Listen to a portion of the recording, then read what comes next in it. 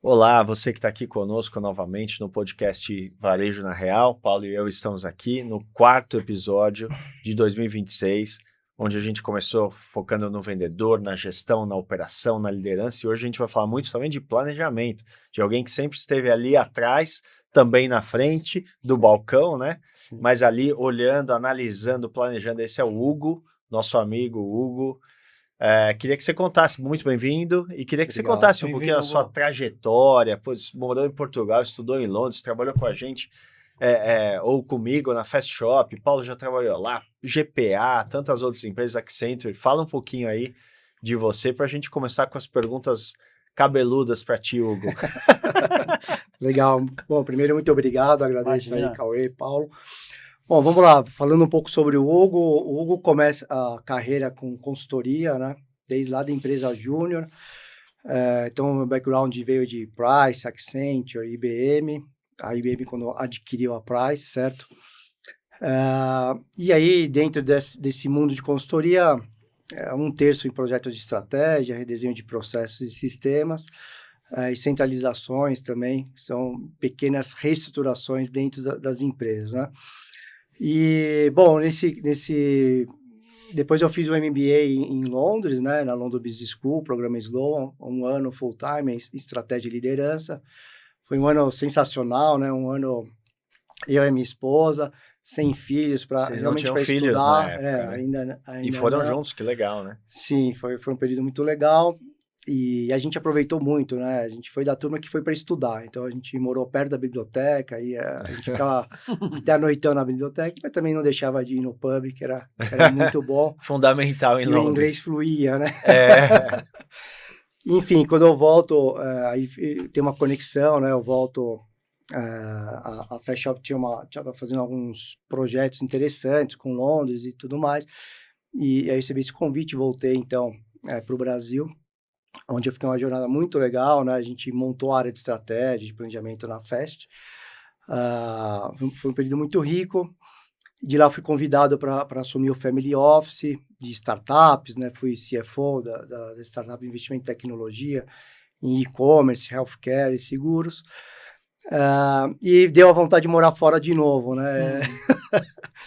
Então, volto para Portugal, fico 3 anos em Portugal, aí também com projetos em varejo. E depois desses anos em Portugal, eu já tinha ido com a minha primeira filha, né? Ela foi com 3 para 4 anos.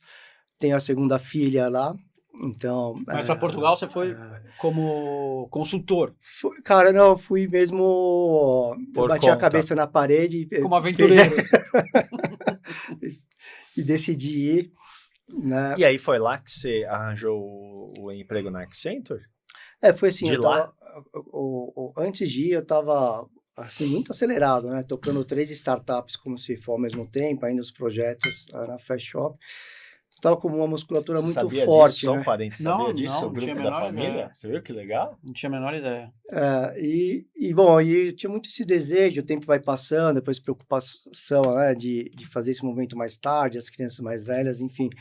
Então foi uma decisão mesmo pessoal. E eu tinha em mente que eu tinha um problema para resolver na época, que era a me realocar lá. Eu estava resolvendo 10, 20 problemas por dia, eu falei, bom, eu tenho um problema Ou seja, você assim estava foi. quase tendo um burnout. Era melhor Eu sair, prefiro o copo meio cheio, que eu estava com bastante Tá. musculatura. Sim. Sim. E assim foi feito, né? Até eu conversei muito com a minha esposa, então era um risco, né? E ela entendeu bem a metodologia Scrum, ela chegou e falou pro meu sogro, né? Não, o Hugo vai fazer alguns testes. Eu falei, não fala isso. Vai criar hipóteses. Cabeça do metodologia planejador. Eu falei, pra cara. Portugal. Falei que hoje aqui é planejamento. Depois você explica, então, para nossa audiência como é essa metodologia. E aí, enfim, mas em parênteses foi assim, e deu tudo certo, a gente planejou isso, né? E a Accenture, eu já tinha sido Accenture, e aí surgiu a oportunidade lá, tinha um projeto Mas já estando lá. Você primeiro deu o passo aí pessoal. eu fui lá, já tinha passaporte, né? Eu tinha acabado de tirar o passaporte e fui. Foi uma experiência muito legal. Tinha muito claro para mim, porque assim, estudar no mestrado você vive dentro de uma bolha muito especial, né? Mas com todas as facilidades. Eu buscava mesmo os problemas do dia a dia. Eu queria viver com a Mas ao filha mesmo na tempo você escola. fazia networking espetacular, né? Sim, Eu que fiz network. MBA na Espanha, o Sim, networking é Você global. tem até sim. Né? E hoje. eu também fui com minha esposa, que também largou a vida dela é para poder isso. fazer, não tinha filhos, tive essa mesma experiência. É uma coisa sensacional. É É. sensacional. E o atendimento, né? Tudo Sim. funciona e tal. Mas eu queria mesmo viver, né? Viver, assim, trabalhar, né? Ter o filho na escola, viver Sim, sim. mesmo. E foi cumprido, né? Então, a gente viveu 3 anos, trabalhou lá em Portugal 3 anos. E coincidentemente também com projetos no varejo, né? Inclusive, poxa, eu abri uma conta muito relevante, né? Jerônimo Martins, é o maior varejo de Portugal, a gente não atendia, fui responsável por abrir essa conta. Começou pequena, depois foi para milhões de dólares, né? Uma conta bem especial mesmo. Então, foi um período muito rico.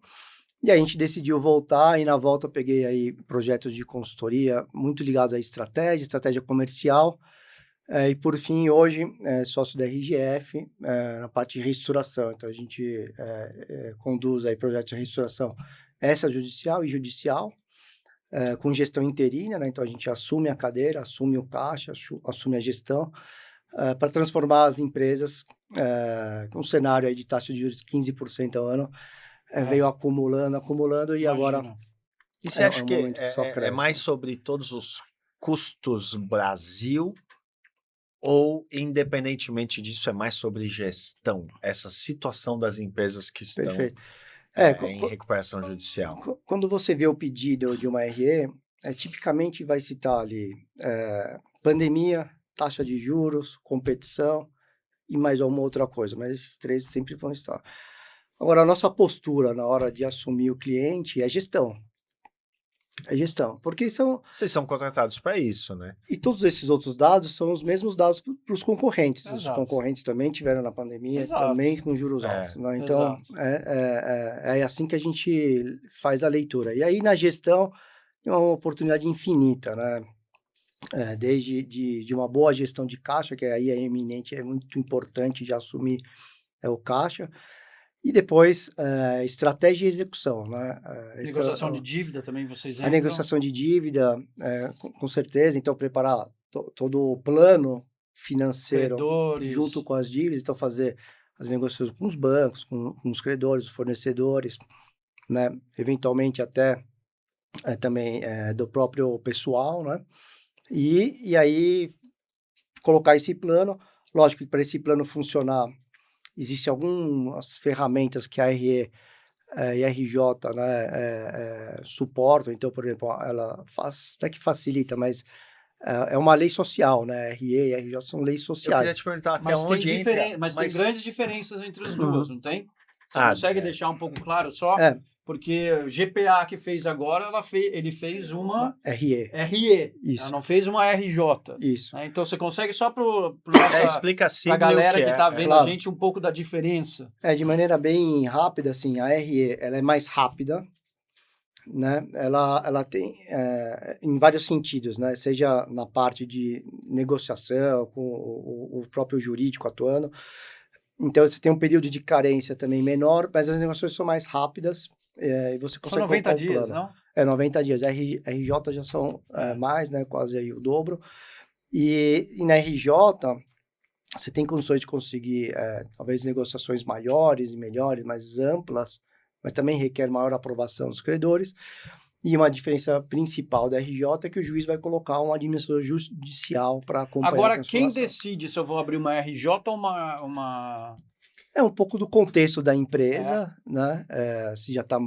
Se uma RE já funciona melhor, é mais recomendado. O volume de REs, a gente não tem um número exato, mas a gente estima, depende da indústria, do setor, mas chega a ser 10 a 100 vezes mais do que RJ, né? Então, é muito mais comum e rápido uma RE. Mas não é, escala. E não muitas é vezes algo... você faz uma RE e depois a RJ. E é engraçado Muitas porque vezes, né? não é algo que a gente escuta com frequência, RE. Mas RJ sai estampado no jornal. A RE do GPA é uma coisa que maior. saiu, né? É isso. É porque também a RJ, o que acontece? Quando você entra em recuperação judicial, você tem dados mais concretos, né? Então, a própria RGF a gente publica no valor econômico, todos os dados de RJ. Então, tem dados mais firmes. Os dados de RE, a gente não tem tão firme, então acaba não aparecendo muito na mídia. Tem uma Mas ele é bem maior. Eu tenho uma pergunta antes de entrar já no universo do varejo aqui também, que a gente vai trocar muito pela sua experiência.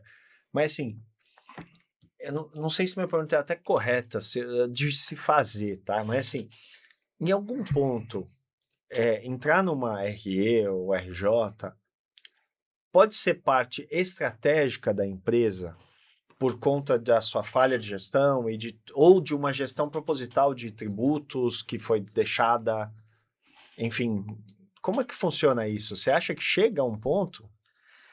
Chega a esse ponto?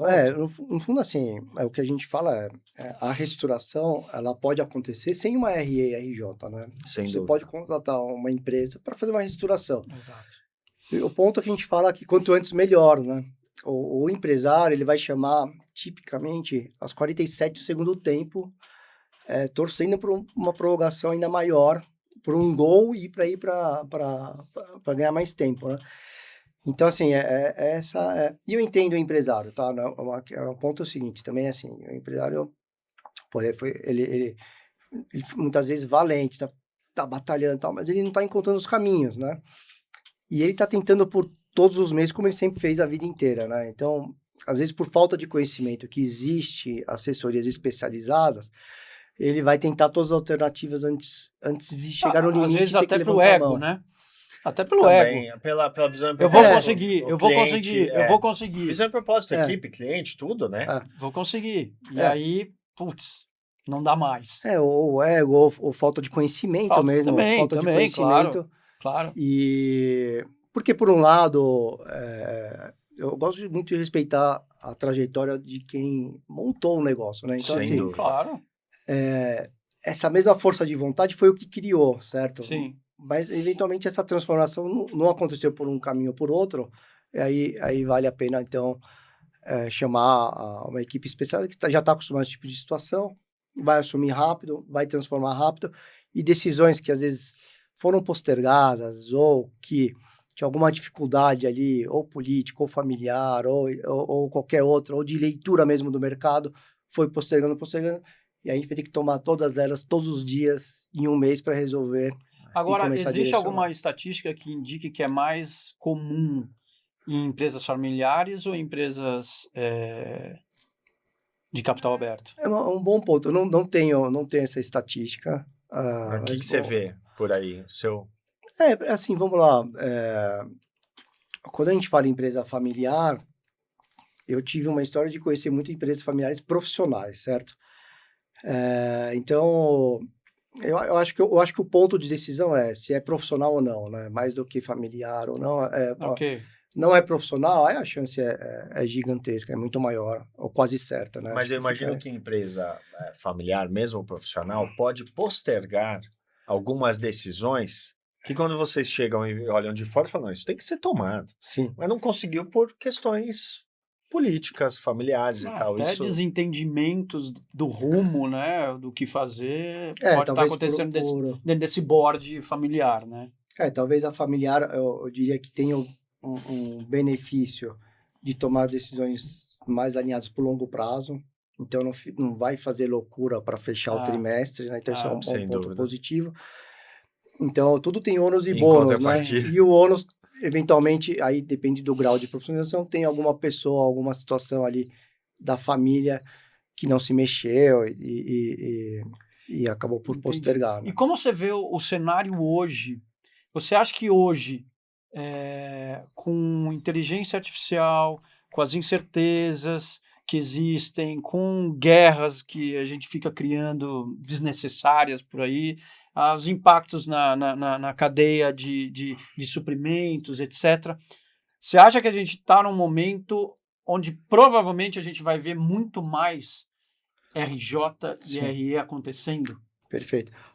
Há 2 anos que só cresce o número, a gente acompanha e publica no valor, e o problema não é de 2 anos para cá, na verdade, quando estoura a RE, porque já viu um problema de 3, 5 anos se estendendo, né? Então, imagino. Se você somar esses 2 anos de monitoramento mais os 5 que causou isso, 7 Quase anos de processo década. que vem. Agora, Eu tive até semana passada num debate com um economista-chefe da Bloomberg e outras pessoas discutindo. O ponto de situação hoje na economia, a gente vai ter um choque de demanda de petróleo já acontecendo, né? Isso vai causar inflação, uma maior inflação. Então, de imediato, a expectativa de crescer o PIB menos um ponto percentual. No mundo e no Brasil, 0,5, menos 0,5. Então, já saiu, que horas que sai se o Copom, cara vai né? abaixar Reunião da Copom, juros? né, Eu acho que ele vai manter. E se não tentar baixar um pouquinho, né? Talvez só para até para ajudar a controlar o que está vindo, né? A expectativa realmente, todo mundo torcendo pela queda, mas realmente, aquela queda que a gente estava estimando até o fim do ano, com a questão da guerra, ela vai ficar mais difícil, né? Então, a gente pode ter alguma ainda decisão de queda por conta de toda a expectativa que a gente já tinha antes, mas o cenário agora realmente não vai ser uma queda bruta com o cenário que a gente está vendo de inflação para frente. E aí não vai ter muito jeito, a não ser que a gente faça os ajustes fiscais, que não é uma tendência imediata. Né? Agora, se você pegar os últimos 10 anos, e se você comparar com os 10 anos anteriores, o que você estava comentando ali é que, de fato, a gente está tendo mais REs e RJs. Sim. E a gente poderia colocar isso tudo na mesma bacia do cenário econômico, ou a gente está vendo que talvez as empresas no Brasil e gestores no Brasil na gestão. Não estão sabendo como... Porque os executivos brasileiros sempre foram bem vistos lá fora, porque eles sempre trabalharam em cenários completamente incertos. Inflação alta, juros, e aí um monte de questões aqui. Né? E eu lembro que eu li uma reportagem que teve um período que executivos brasileiros eram muito procurados por outras empresas para fora, exatamente por essa capacidade de transitar em cenários de incerteza. Né? Que europeus, americanos, etc., nunca tiveram. Mais estável. Né? Mais estável. Então, você consegue identificar que é um cenário econômico, é uma junção dos dois. Como que vocês, especialistas, olham isso? Sim. Eu acho que, de fato, assim, a questão da taxa de juros alta, persistente, de fato... Ela empurra todo mundo para esse precipício. Vai ficando cada vez mais difícil e você não consegue alongar, e aí a sua dívida de curto prazo vai ficando cada vez mais alta. Então, esse tem sido um principal fator, né? Agora, voltando àquele princípio de quando a gente assume, é a gestão, né? Então, assim, o empresário tem todas essas qualidades, mas se tratando de RJ, aí no caso a gente vai falar dos problemas que levaram a isso. Então, por exemplo, pandemia. Poxa, a pandemia disparou a venda para utensílios de casa, venda de X, Y, Z. Aí o empresário pega e fala, poxa, consumo de alimentos, né? Também, disparou. Aí o empresário pega e fala, pô, vamos investir, né? Aí vai, investe. Pô, mas o empresário não sabia que a pandemia, uma hora, historicamente... Uma hora ia acabar, né? A pandemia a vida inteira, né? Ainda bem. E aí acabou a pandemia e todo aquele investimento, vai ter retorno sobre o investimento, né? Aí desmantela tudo, toma dívida, então assim... Ele foca no custo de oportunidade e esquece o longo prazo. Eu acho que o empresário brasileiro realmente tem essa flexibilidade, agilidade, que é impressionante. Eu trabalhei lá fora, é notável. Mas um mínimo de plano é interessante, né? Um plano de médio e longo prazo é interessante ter, certo? Então, tem que assumir a responsabilidade de que a gente vai melhorar nessa parte de planejamento. Não, e hoje em dia, eu lembro lá atrás, quando era moleque ainda, escutava, meu pai é executivo, sempre foi executivo, ele falava, não, estamos discutindo o plano de 10 anos, né? E eu lembro uma vez que eu li uma reportagem que a Klabin, lá naquela época, estava discutindo um plano de 30 anos. Eu falei, caraca, quem tem bola de cristal para saber? Hoje se discute um plano de 3 anos, né? Podia pensar em, sei lá, 10, 20, 30, até usar. Hoje se discute um plano de 3 anos. Não, hoje não dá 3, né? Hoje não dá 3, cara. Você tem que falar de 6 meses. Claro, você tem um plano estratégico, né? Mas você sabe onde você quer chegar, mas... por exemplo, a abertura Mercosul, União Europeia, vai começar 1º de maio. Quantas pessoas já discutiram isso, colocaram isso dentro do plano, do seu planejamento? Então, vai mudar. Reforma tributária, todos os contratos que têm que ser renegociados, né? porque mas isso vão acho que mudar já as tem um alíquotas. olhar, né? Já está mais, porque tá mais firme. A própria IA, você comentou, certo? A IA, fiz um estudo, realmente a gente ainda está no início, né? Sim. Mas tem ganhos muito relevantes.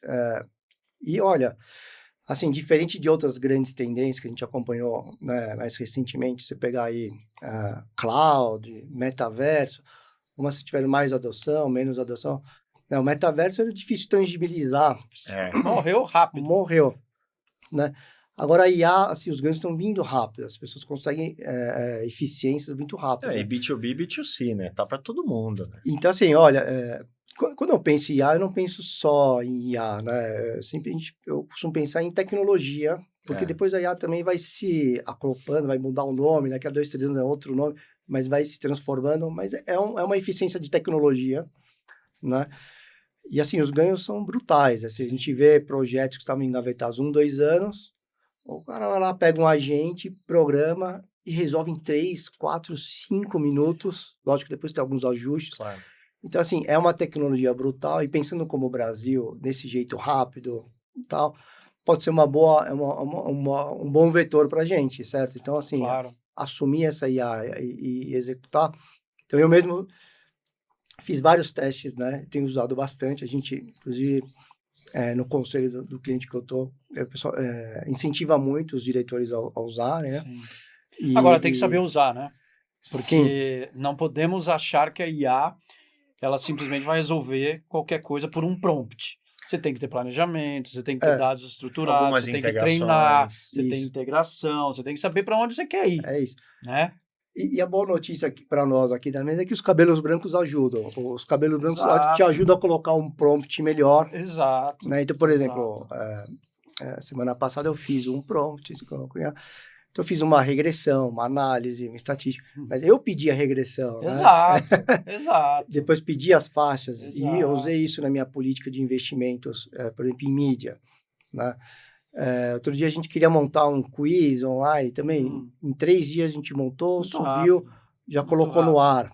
E tem que validar. Várias- É engraçado que em 2024, né, que a ChatGPT, no meio do ano de 2024, apareceu o ChatGPT, todo mundo saiu correndo. 2025, estava todo mundo falando ainda que a IA alucinava. Hoje, a alucinação não existe mais. Já está falando. É isso Ninguém mesmo. mais fala de alucinar, que a IA alucinou, ou seja, é muito rápido a evolução. Sim. E aí agora você já fala de agente que IA, né? Daí você já começa a Isso. falar de um monte de coisa que vai acontecer, só que, de novo, básico, voltemos para o básico. Você Sim. tem que saber o básico É isso. para começar a usar isso dentro de uma A empresa. usar a máquina a seu favor, né? Porque uma coisa é eu querer aqui, me escreve 2 textos aí para eu colocar no meu currículo ou para eu fazer uma publicidade rapidinho na internet.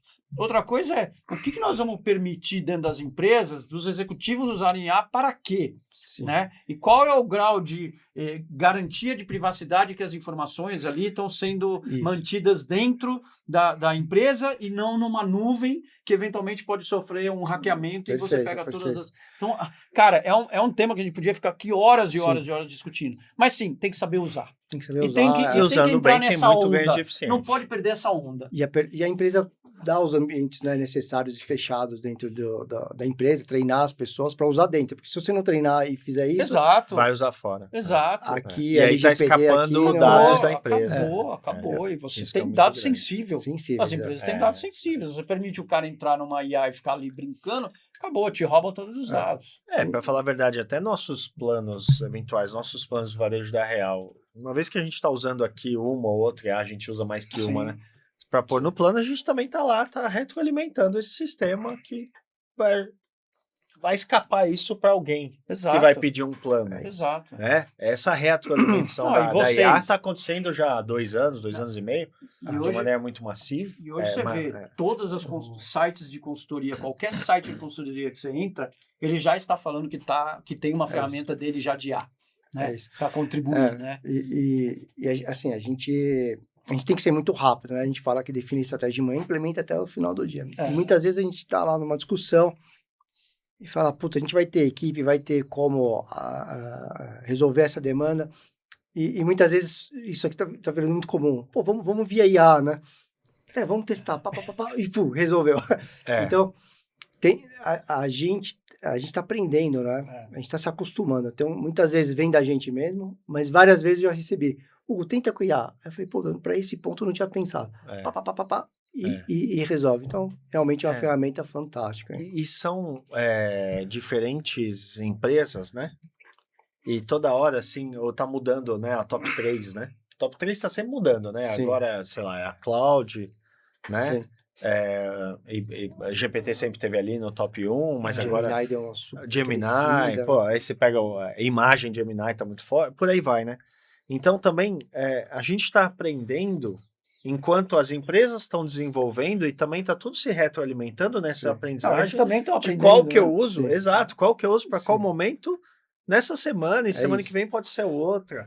E tem uma batalha ainda por trás tem disso uma tudo, batalha que enorme. é a GPU, que é o Sim. chip. Quem vai dominar esse Sim. mercado? Já, tá todo mundo, eu vou começar a fazer o meu, porque eu não posso depender da NVIDIA, Sim. né? Mas é isso. E aí usar o IA, né? Então, por exemplo, né? O ChatGPT é muito bom, né? Para a parte de linguagem, de português, Sim, né? Inglês. LLM, né? Para a parte de documentos também ele já trabalha melhor. O Gemini já não, mas o Gemini é mais rápido, também ele responde muito mais rápido. O Grok para a parte analítica de dados, muito bom. Enfim, Gemini e é aí, muito forte para mídia estratégica de algo que o Google é muito bom, né? Sim. De Sim. social, E aí eu acho que o desafio agora é saber, né? A gente saber entender para qual IA você pede tal coisa, né? Agora, ok, vamos dizer, tá todo mundo de consultoria usando uma IA. E recentemente tiveram notícias de consultorias que fizeram projetos com grandes empresas, entregaram lá um calhamaço de informação via IA e identificaram um monte de erro porque ninguém validou. Sim. Como que o mercado recebe hoje você, que vai lá tentar vender o seu serviço, e você fala que está usando uma IA? Como que é essa percepção pelo lado do cliente? E o que você fala que você está usando a IA, né? Qual que é a abordagem? Sim. Porque daqui a pouco isso pode, entre aspas, desculpa interromper, mas Sim. pode começar a comoditivar o seu Sim. trabalho e diminuir o valor que você pode entregar. Sim. Então, da mesma maneira que eu fazia antes as pesquisas manual, e eu ia no site, no IBGE, ia nos sites de referência, né? O Gartner, sempre uma referência Sim. muito boa, tal. Eu coloco tudo isso no prompt, né? Então, a gente sabe quais são as fontes e para cada tema, para aquilo que a gente quer. Então, assim, aí tem o papel, essa mesma a habilidade, né? A mesma expertise, saber as fontes certas continua, só que aí eu coloco no prompt e acelera, né? Então, acho que tem que ter esse cuidado, validar, revisar, né? Fazer E validar, né? background check. É importante. E vocês estão pensando necessário. em criar a IA de vocês? Sim, algo sim, que, sim. porque vocês têm, vamos dizer, vocês têm históricos diversos de coisas que vocês entregaram, Cases, resultados né? que deram certo, etc. Isso é uma fonte Sim. de informação que Sim. você pode desenvolver sua própria IA. É sempre legal começar pela dor, né? Então, eu comecei aí nesse final de ano, quando eu tive um tempinho livre, eu falei, poxa, qual que é a minha maior dor, né? E nessa área a gente sempre tem que colocar propostas, né? Então, todo mês a gente põe 1 ou 2 propostas, né? No mercado. E, poxa, eu tenho pavor de ficar arrastando caixinha de PowerPoint, né? Ou de cronograma, porque aí depois você coloca uma atividade a mais, aí tem que ajustar tudo. Então, por exemplo, eu montei um automatizador de propostas, né?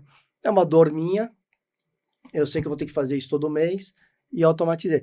Assim, nunca mais eu puxo barrinha para a direita, para a esquerda, né? Então, o meu cronograma já está batendo Ficou com a abordagem, né? Já está consistente, já está do jeito que eu quero, do jeito que eu sei fazer.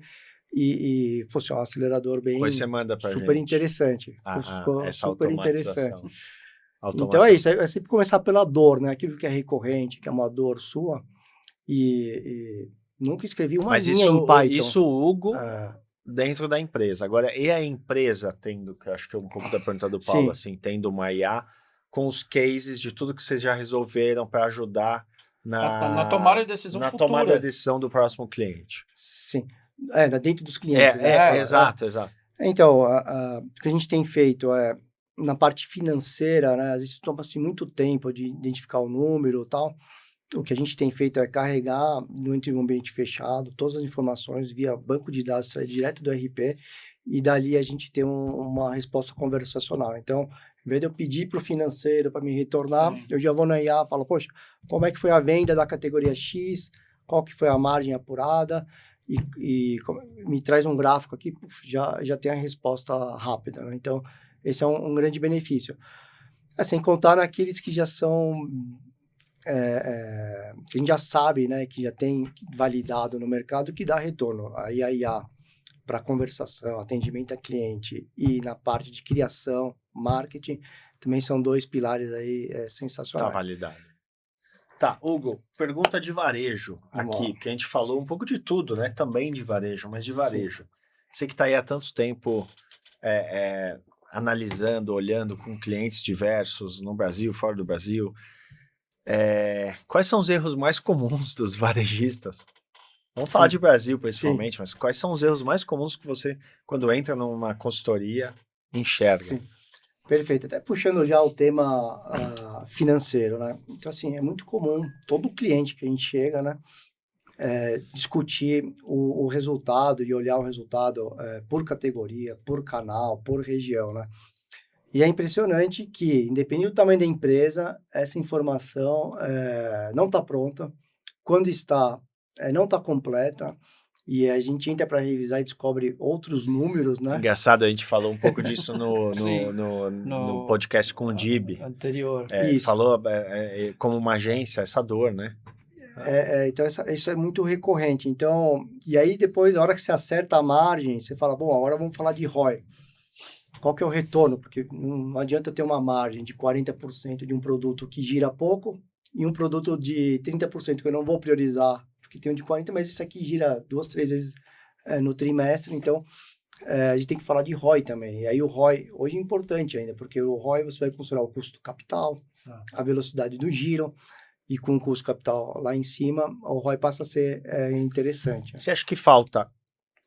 Porque é tão básico, de novo, né? Falar sobre isso é. para empresas até pequenas, médias, Você ainda mais assume as como grandes, você algo que assume é como default, né? básico, Tá fazendo. standard da gestão, né? Mas você entende que é falta do próprio conhecimento dessa gestão em si, ou da viabilidade da automatização, integração dos sistemas para Até- ter essas falhas? Até puxando um gancho, né? Eu vou dar aqui um pouquinho para trás, assim, uma curiosidade. Quando eu fui para Portugal, eu estava próximo dos 40 anos, né? Aí fui para lá, eu lembro direitinho, quando eu entrei no Salguão, assim, eu era a pessoa mais nova da empresa, né? Tinham pessoas ali 45, 50, 55, 60, um outro ali. É bom porque lá não tem a questão do etarismo, né? Isso. Que a gente está vendo fortemente no Brasil. E aí eu fiquei 4 anos lá, voltei, e eu lembro exatamente, eu entrei no escritório aqui, eu era o mais velho. Eu falei, pô, 4 anos eu virei a pessoa mais velha, né? Mais experiente, né? Eu esperei. Então, assim, se você for ver, assim, nós somos uma população, você olha nas empresas, é uma população muito nova, é muita gente nova, né? Então tem muita energia, mas falta experiência, né? Total. Falta experiência. Então, casos aqui que a gente já viu várias vezes que acontecem, poxa, é a primeira vez que aquele analista financeiro está discutindo o tema, né? Ou vai ser a segunda vez. Então, assim, nós somos um país novo, né? Muito novo. Então, falta um pouco de experiência mesmo, de cabelo branco ali, daquela pessoa que está olhando e está discutindo, seja no comercial, no financeiro, o tema, né? Então, aí é mais urgente ainda a liderança trazer as boas práticas, implementar rápido. Exato. É a questão Porque de novo, volta para o etarismo aqui, é a questão geracional, né? Você tem que ter várias gerações dentro do ambiente de trabalho, né? Eu tive trabalhando no Peru como consultor, fazendo um trabalho, e eu tinha lá gente de 65, 55, 45, 35, 25. O projeto foi um espetáculo. É isso. Porque cada um sabia aonde podia aportar. E o projeto trouxe resultados que ninguém imaginava. É isso. E o Brasil, infelizmente, ainda não está conseguindo ver isso. Você vê no LinkedIn a quantidade de posts sobre o tema de etarismo, que eu acho que vale a pena um dia a gente até colocar no podcast, trazer aqui alguém especializado para a gente conversar sobre esse tema. Porque é o que você falou, de repente uma coisa, um cara um pouquinho mais experiente ali poderia ter ajudado a uma melhor tomada de decisão, Já fez 4, 5 que poderia vezes. facilitar o seu trabalho ou facilitar e impedir que a empresa chegasse numa situação... isso, né? Não que eu estou colocando a culpa nos jovens, de maneira alguma, tem Não, jovens brilhantes, mas eu acho que Sim. falta no Brasil uma oportunidade ainda de juntar as gerações e trazer o melhor desse trabalho. Sim, é isso. Ou buscar, E as né, empresas boas são práticas. jovens também, né? Acho que é isso também que você traz, né? Sim. Porque E assim, vamos lá. você pode ter uma empresa alemã que tem 100 anos, ela tem processos. Se entra Sim. um jovem, você segue o Ele processo. segue, isso. Acho que o que falta também é isso. Falta processo, falta maturidade. Sim. Acho que é o que você disse, a flexibilidade. Tem muita empresa surgindo, muita coisa. Talvez seja um pouco disso. Sim. Mas me estranha ainda não E falar de talvez ROI, pouco, margem em grandes empresas. E um Sim. pouco, talvez, da hierarquia, né? A gente ainda tem muita empresa antiga, tradicional, com hierarquias Sim. grandes, níveis muito... Sim. Então, você tem lá o analista júnior, analista pleno, analista sênior, o gerente 1, gerente 2, gerente 3, o superintendente, aí você tem o diretor, aí você tem o Fica VP. muito distante, né? Aí, cara, a experiência a você não consultoria troca. chega... Você conversou com o José, que é o analista pleno? Não, sim. nem sei quem é o José. É isso. Então, assim, vamos lá. Se você pegar empresas que faturam aí acima de 4 bilhões, né? Ela já tem uma capacidade de ter, por exemplo, um gerente de pricing. Ela já Sim. tem a capacidade de ter um S&OP bem firme, estruturado e tal.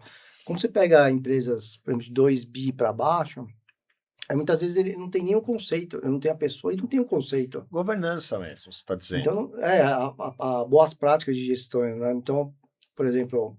E o mais incrível, chegou a faturar 2 bilhões, né? Esse que é o mais Exato, incrível. a gente não está Aí você falando fala assim, 2 milhões. É 2 bi. Você tá Aí o falando cara fala 2 assim, bi? pra que eu vou criar uma estrutura maior se eu estou fazendo 2 bi? Você está falando Não é de mais de 240 milhões por mês. Então, assim, tem boas práticas que essas empresas, elas têm capacidade de investimento. Por exemplo, né, eu tive numa empresa, ela teve a capacidade de investir num projeto de consultoria de 3 milhões de reais para a gente rever toda a estratégia comercial, com um time de analytics, um projeto super sofisticado, super interessante. Então, a gente discutiu o papel de cada Quando categoria. você entra quantas pessoas lá nessa gestão inteira? Nesse foram 6 pessoas. 6 eu tive, pessoas. Legal. três pessoas só de analíticas, né? E aí, poxa, um projeto super legal para a gente ver categorias, destino, rotina, sazonal, conveniência, e para cada um ter uma política específica e desdobrar isso depois para cada um dos produtos, né? E uma parte do trabalho é olhar a margem, que não tinha pronto, de novo, né? Então a gente trabalha a margem, vê o Uma giro. empresa que está pagando 3 milhões numa consultoria. E aí não tinha margem pronta, Ele preparada. achava que tinha, Achava a gente que viu que tinha, né, ajuste para fazer, mas é isso, então sempre, né, nessa perspectiva, olhar, né? Então, essa sofisticação, muitas vezes, uma empresa de 1, 2 bi, por mais faturamento, ainda mais no varejo, com também as margens apertadas, né, não tem. Então, o feijão com arroz que a gente comentou lá atrás é crucial, né? Primeiro você tem que ter as fundações, né? A margem é uma delas, a cultura forte é outra, certo? E rápida, né? Porque, por exemplo, você comentou dessa questão de hierarquia. Eu lembro de um dos melhores estudos que eu vi, foi da Bain Company, se não me falha a memória, foi da Bain, uma dessas grandes, que eles fizeram um estudo gigante, falaram, olha, a parte crucial no varejo é que a comunicação ela tem que andar rápido de cima a baixo. Claro. Exato. Porque é evidente que é o que a gente comenta sempre. Criar, você tem que ter barriga no balcão. Você tem que Quando você tá criar falando estruturas para chegar rápido e voltar rápido. Exato. Né? Não adianta só chegar, né? Você está falando de 10, 20, 30 mil pessoas, então isso tem que funcionar. E onde começa? Começa ouvindo o cliente, vai para o vendedor e desce. E se isso for rápido, dentro de um dia, de 2 dias, dentro da semana, está funcionando. Exato. Agora, meses, esquece. Você atender um cliente em meses não dá, né? Então, agora, o perfil de empresa que busca uma consultoria, ou vocês que vão atrás fazer hunting de potenciais clientes, são empresas até que nível de faturamento? Ou a partir de que nível de faturamento? Como se define o nicho, né? Tá. A gente, assim, acima depende da rentabilidade da empresa, mas acima de 100, 200 ou 300 milhões, já tem condições de contratar uma gestão profissional, interina, que vá assumir, né? Talvez para o varejo tenha aí uma faixa um pouco Maior por causa da acima. margem. Ela vai contratar pessoas experientes em mercado que vão fazer a transformação. O varejista de 2 bi sobra 300 milhões. Sim. Então, a partir disso, já é viável, porque também tem um custo, né? A própria reestruturação, a qualificação das pessoas, os processos com os advogados, etc, etc. Quanto tempo dura essa gestão interina? Essa é uma pergunta interessante no sentido de que a gente costuma dizer que ela vai durar entre 1 a 2 anos, máximo 3. 1 a 2, né? Para ser mais claro. Porque assim, ou você vira em 1, 2 anos, ou você não conseguiu. Já não dá mais tempo. Mas não existe 6 meses. Ou já tem casos? No primeiro mês é uma transformação brutal, porque já implementa práticas de gestão. O feijão com arroz, primeiro mês total, né? Já vê. Mas até você concluir todo o ciclo, porque você tem um período de carência, depois aí você começa a pagar as dívidas, aí o caixa vai ficar apertado de novo. Então tem esses, eu diria que tem esses ciclos, né? Então tem uma primeira parte que é fazer bem o planejamento e renegociar com os credores. Depois entra uma primeira execução de colocar a casa em ordem, e aí depois começa o repagamento. E aí a pressão no caixa volta. Né? Vocês entram na negociação com o credor ou não? Você deixa para o executivo fazer o que você sugeriu? A gente faz toda a negociação. Isso ajuda. Então é você que vai lá dar a cara na frente do credor, é isso? É isso. Então eu já tive situação do cliente que a gente vai... E assim, como é que a gente faz isso, né? A comunicação sempre aberta. A gente não tem muito tempo para discursos, né? Então, o discurso tem que ser a real. Exato. Na real. Então, a mesma coisa que eu vou falar para um banco, eu vou falar para o outro banco, eu vou falar para outro fornecedor, que eu vou falar para o time. Então, não tem nem eles preparação. Estão se conversando, né? Então trocando informação. Você tem que ser coerente, né? Então, a gente vai marcando as reuniões. Pode marcar. Você vai falar, que hora você pode? Qualquer hora. Está preparado? É o mesmo discurso. Pronto. E tem uns que já conhecem, alguns fornecedores já conhecem, já passaram por processos similares, né? Não é uma novidade no mercado. Tem uns que são pegos assim, né? Poxa, o que quer dizer isso? A gente explica, coloca. Mas assim, corre muito bem. Acho que eu tive um caso que o rapaz falou assim, olha, eu não posso apontar uma arma para sua cabeça, então vamos seguir. Mas é uma situação mesmo... Pelo apelo na negociação? A depender do fornecedor, você pode falar com uma empresa que está mais ou menos dependente da sua operação, né? Então, é sensível, é bem sensível. É bem sensível. Mas a gente sempre acha um caminho e a gente está lá para isso. Achar o caminho é também outro lema. É a sua função, né? É isso.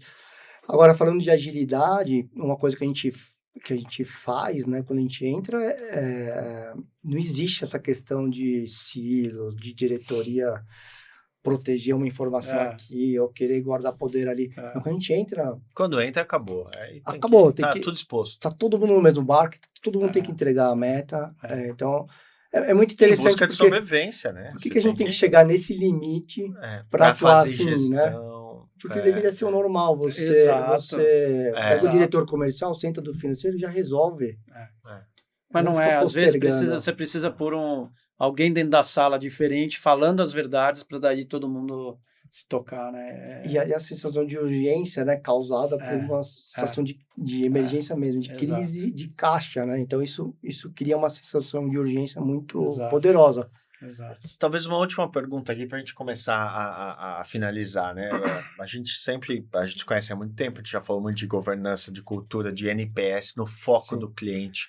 Então, um pouco da média do que você vê das empresas que estão nessa situação, são empresas centradas no cliente, ou seja, tem falha de gestão também nesse sentido e ganho de eficiência por falta, né? Poderia ter ganho de eficiência por falta de olhar para o cliente, ter uma gestão de NPS e cuidar dessa cultura do foco no cliente? Sim. Perfeito. Esse é um tema que eu adoro, né?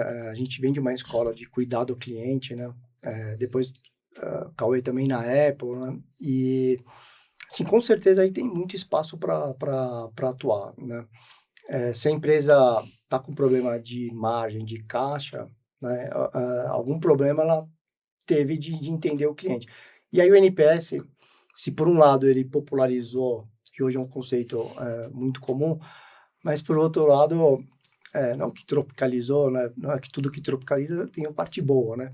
Mas tem a parte que, Sim. poxa, não dá para o vendedor pedir uma nota, né? Eu Coloca o até 10 fiz aí um pra post mim, sobre isso, você viu? coloca Esses dias. Isso, poxa.